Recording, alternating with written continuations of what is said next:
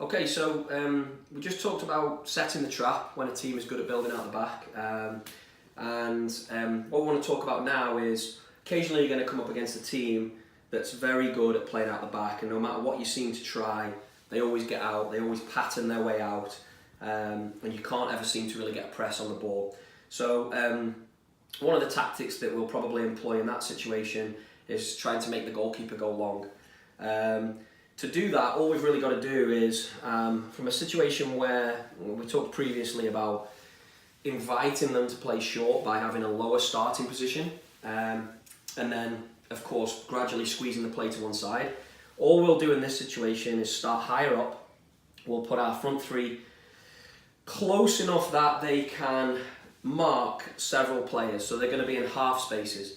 So if the ball gets rolled out to the right back, let's say for example, that we're close enough to get in there and press. So we're in a situation where we're making it really not an appealing scenario to play out of.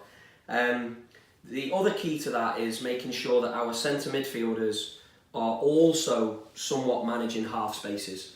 So in a traditional, when you're defending a goal kick, let's say, and you know that they're coming long and they're going to go central, of course you probably end up pretty tight on your man in here.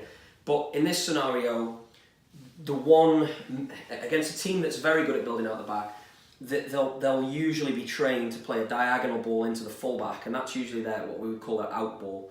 So they're in here. So as a result, we've got to split the distances to the point where once that ball is played, several players could potentially jump to press. Again, a long aerial ball into this player is quite a high risk ball because of course you're relying on the goalkeeper's skill set. So the goalkeeper has to have a good range of pass to get out. Usually this defender is trapped against the line, and of course any bad touch, anything like that is an opportunity to win the ball. So again, this ball here gives us a decent chance of potentially getting a press on. So as this ball is in flight, maybe the left winger can back press and get in here and get all over that first touch. Maybe it's a scenario where one of our attacking midfielders is also alert onto that touch and we slide across.